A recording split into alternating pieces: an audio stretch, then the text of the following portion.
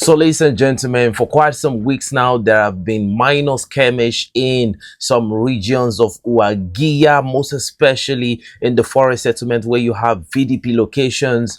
The Fulani JNIM elements have been trying to suppress the true presence in this location by engaging in minor skirmish, thereby gradually depleting the number of boots you have in this region so that they can overwhelm this region. So, ladies and gentlemen, it is very important to know what really led to this skirmish in this region. According to what we've heard, based on what was gotten from the local sources, they said the Fulanis believe that during the territorial split by the West, that this region is a part of their settlement in the Mopti region here and there. So most of the time, terrorist elements, according to local sources, right, the terrorist element do move from the Mopti region. They pass through some little settlements, but most especially, they don't go through the conventional route. They go through the bushes, and most people know that that is how the Fulani, that's how they operate. They go through bushes. Most of them, they build their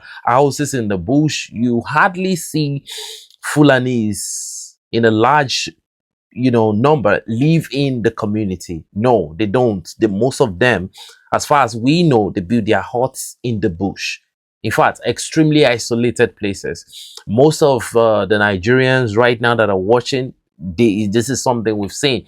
So they moved into this location after most of the fighting that they've been doing. But what they discover is that the VDPs have always come out on top in these conflicts. So recently, based on the depletion in the number of JNIM, they called for a very, very serious number of backup from the Mopti region, allegedly based on the information we gave, and there was serious fighting in the Gomboro military position today. And ladies and gentlemen, they said this combat lasted for about 45 minutes because the JNI came in several bikes and they tried to take this position. There was serious exchange of fire. Some of the troops actually sustained gunshot wounds, but they were able to overwhelm and outfox the terrorists at a very large scale. I mean, the death toll was very, very high, and you can see the number of motorbikes. You can see the guns that were recovered from the terrorists. They actually were able to destroy a significant number of the terrorists. Some of them left their bike and fled on foot.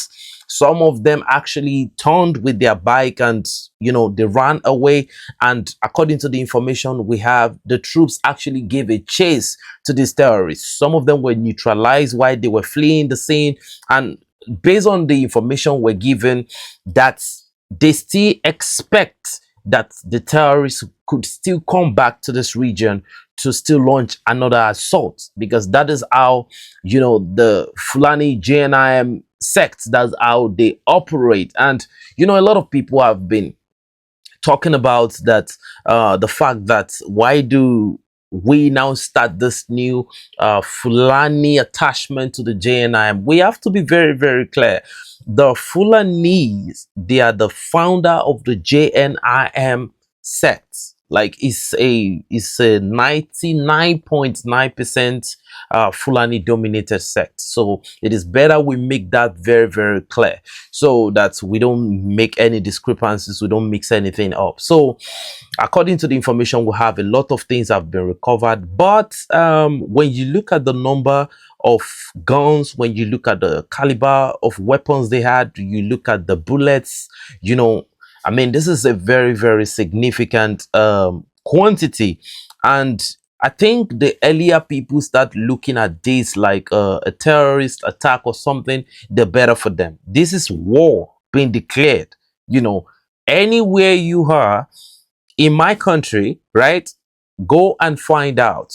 The lesser the Fulanis you have in your environment, the better for you. In my own opinion, the best way to solve this crisis is wherever you have a Fulani settlement or whatsoever. I think it is very important, even if the place is peaceful, for the people to wake up to quick surveillance of the environment. And man, if possible, there should be multiple boots on the ground, because in my own opinion, these are the most vulnerable set of people when it comes to bringing in jihadi. they find it very easy to bring in the jihadists. They might not be, look, listen, the ones in the settlement might not be the ones to launch the attack, but in one way or the other, they always have a way of giving the compass of the troops. They always have a way of sabotaging the whole thing. So if you have a significant number, and if you look at Nigeria, for example, Katsina, when you look at where we have significant number of attacks, you have majority of that environment being dominated by the Fulani tribe, right? So, but thank God for the troop. This operation was successful. Now I think they need more reinforcement, because now that a significant number has been defeated, the mental of this terrorist is like, you know what, we need to come with a backup, and we need to come with even much force next time. They might slow down the timing of assaults, but definitely, you know, the troops should be ready, because they might definitely come back.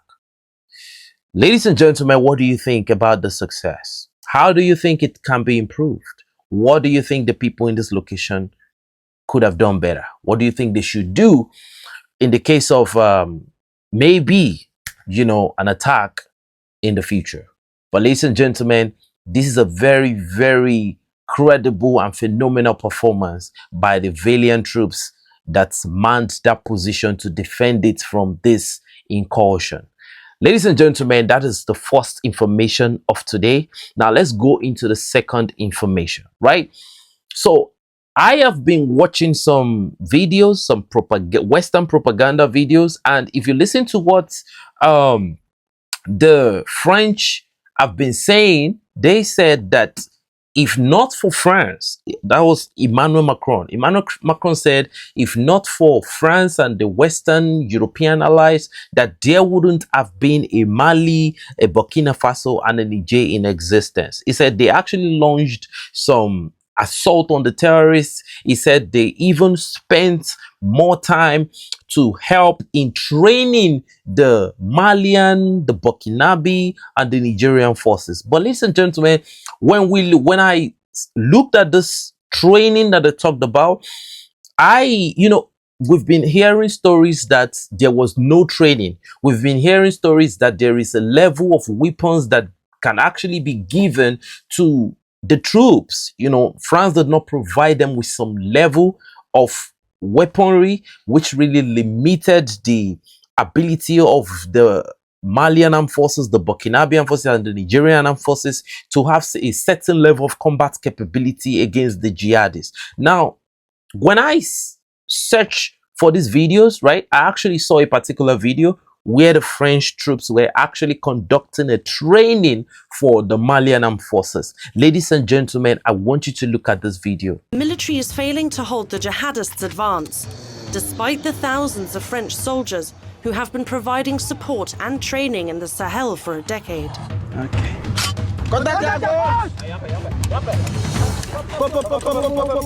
Repeated coups have weakened the Malian government.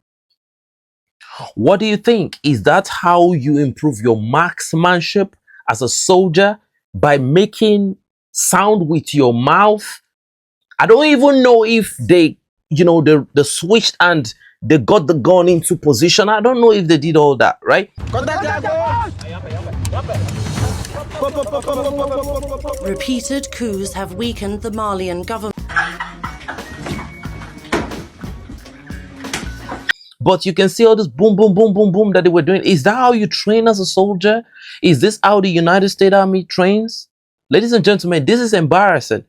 I mean, we used to hear that France is the second, economic power on the planet, right? If they were, let's say in Europe, right? If they are so rich, financially game bred, like everybody said they are, I think they should be able to provide.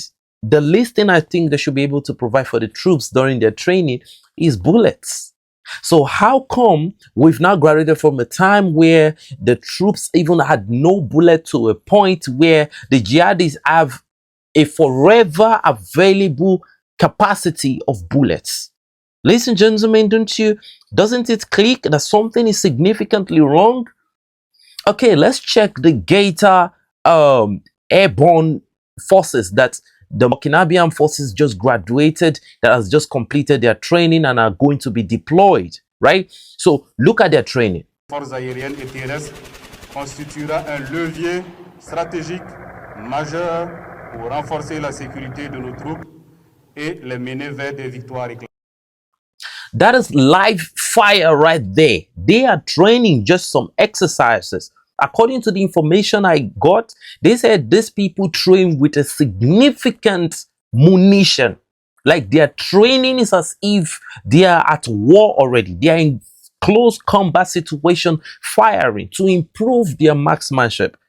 Ladies and gentlemen, maybe this is why we have the Panteras, the Wataus, the many heroes that we've seen so far in Burkina Faso. Maybe that's why we have most of this successful military operation. But since Assimi Goïta came to power, at least we've seen a significant, capability by from the Malian armed forces, right? Because it's ludicrous to think that you actually contributed significant amount to the military capacity and the capability of the Sahel, and you continue to say that it's the global epicenter. Why you were there? The blackmail actually got to a whole level where I just felt like, you know what, there is no point. And that's the truth. There is no point in still thinking that France entirely has a plan, like a good plan before, now, and in the future for the Sahelian states. Eh bien, ça a été accompagné par It was accompanied by insidious propaganda that the West and Europe should have countered. Normalement contrecarré.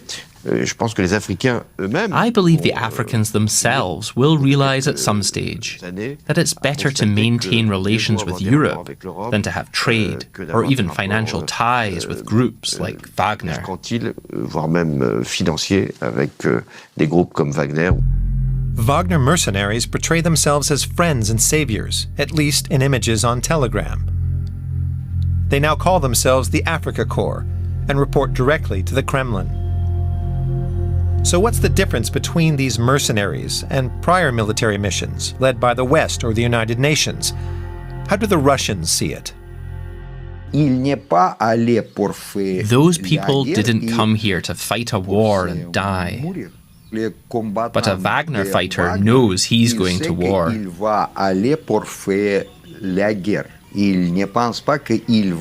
He doesn't expect to get double or triple his normal salary just to sleep in Africa.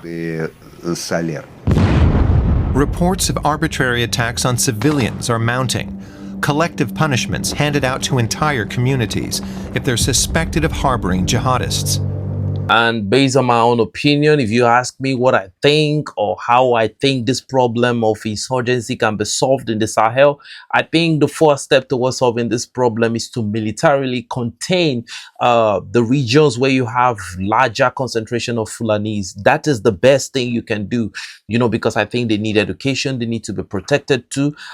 Education is very, very important for these people. But I think the best thing to do is to contain these regions militarily. I think it's waste of time to kind of send to put a lot of boots on the ground in, like, let's say Burkina Faso, a place like Bobo de la Soul, or somewhere like Ouagadougou, or some parts where you have lesser Fulanese in those regions. But those parts where you have greater concentration of Fulanese, it's like a good recipe. It's like a good stage settling for an attack, because the ones within are going to give the compass of whatever is going on to the ones that are going to come and attack. Based on one of the testimonies we got, from a Fulani that was actually captured in Nigeria some times ago, he said that the Fulanis that come to attack are not from even the country. That once they want to declare war on a particular place, they make a call generally, and Fulanis are going to come from different places and they're going to come and fight along them, as brothers in arms. And once they finish attacking the place, they're going to go back to wherever they come from. So in my own opinion, I think the long-term solution to this problem is to contain this environment, because it is the Fulanis within that sometimes are going to bring the ones that are going to attack you under the guise of they are our tribe people, something like that. And most especially, they have a traditional way of doing their surveillance is by, you know, pretending to be elders, right? And they walk around to be scrap pickers. They walk around, and you know, before you know it, they already know places in the community that even the indigenous people don't even know. So this is how they set the ground for ambushes and for attacks. So I feel like the best way for the Sahelian states to contain this issue is to actually contain this settlement. And if they can do it, I don't know how they will do it. If they can do it, I think that is the long-term solution to this problem. If they can contain this, and after containing, there should be a massive education campaign. Definitely we can have I think these regions can have a future. They can have a very, very bright future. But without doing this, I think it can only get worse, because I don't know how you can help the Fulanese to understand that these attacks are not just right.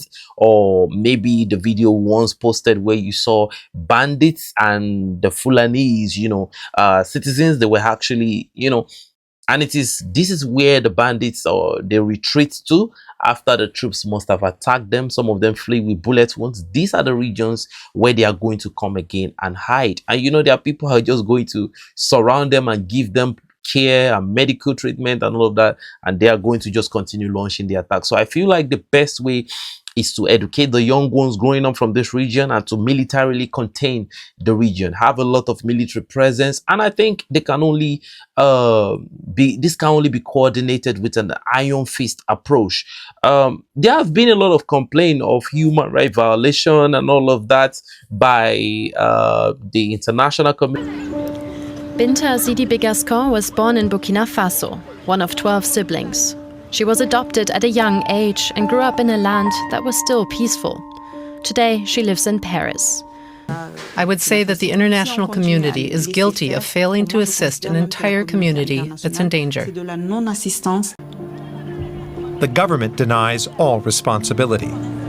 Binta Sidi Begascon and her family are also part of the Fulani community. For nearly 10 years, she's been fighting for greater protections for this group.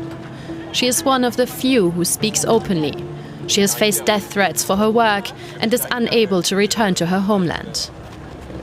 Community, you know, maybe French journalists. Most of these journalists are trained in Senegal. Some of them are even from Senegal.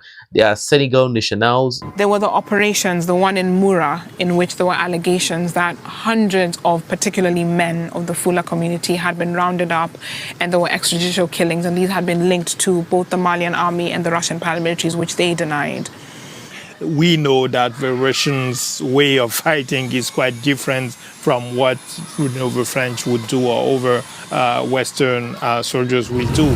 And, you know, the contribution of Senegal in the disinformation campaign in the situation of their neighbors has actually been very, very unbelievable. I mean, you have Senegalese national actually contributing a whole lot to helping the Western propaganda grow by the day, and it's actually disappointing. But when you see the rapports more between Senegal and the people that are actually trying to exploit this region, you actually know, you know, what it is. You actually know what time it is. So, ladies and gentlemen, this is what I think my best possible case is. What do you think? What do you think they can do to contain this crisis? Because I think that is the origin, right?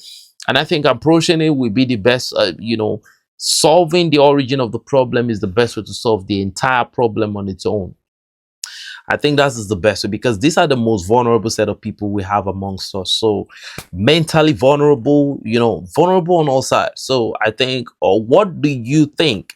What do you think, ladies and gentlemen? And another information we have is that the Algerian foreign minister has now come out to say that they did not receive any formal invite or report from the United Nations Security Council or from the International Criminal Court of Justice about the attack, of shooting down the Malian Akinci Barracktier drone.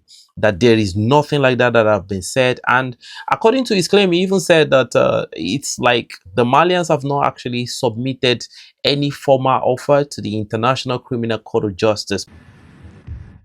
Usually I am very, very reluctant. Personally, I am reluctant to make comments. My mission is not to make comments, but to carry out a foreign policy.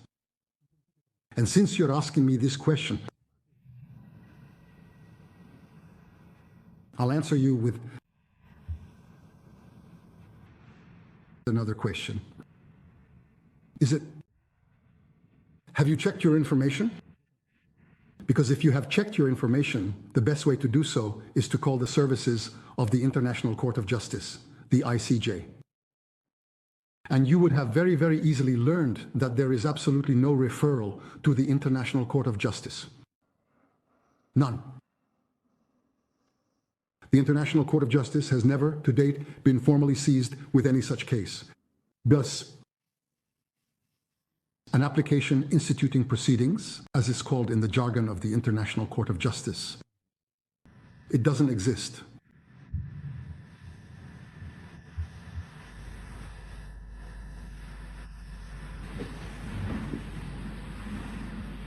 And I would add, from a technical standpoint, when the International Court of Justice is seized of a case concerning any states whatsoever, the first thing it does is inform them. I can guarantee you that we have never received any letter from the International Court of Justice officially informing us of a case being brought. None whatsoever, formally, none. Fadli, good evening. But some weeks ago, we just saw the Russian foreign minister, actually addressing the United Nations Security Council about this situation. So I don't understand if who is lying here. Is it the Algerian foreign minister? Is it the International Criminal Court of Justice, or as the Malian notes reported anything? Ladies and gentlemen, I've once said this, that the Malian reporting these people, I don't think because the people you are reporting to are actually the ones that are actually trying to force their way back into the Sahel, by funding the terrorist element. So in my own opinion, I think the best way for the Malians, to get out of this situation is to contain this particular, community where this whole insurgency is growing from. So in my own opinion, you can't destroy a cancer without cutting the supplies to that cancer, without containing the cancer where it is, and you flush everything out with chemotherapy, or you burn it with radiotherapy. Whichever way you want to go about it, just make sure you contain it before it spreads to other parts. And this is just like the situation you have in the Sahel. So ladies and gentlemen, give us your opinion, give us what you think would be the long-term solution to solving this issue. It's your boy 7200 signing out. Enough said, but before I go, kindly do well to drop a like for us, and you can drop a comment in the comment section below. That's all we ask of you. Thanks for your support and much respect. Thanks for watching, and God bless you. Bye bye.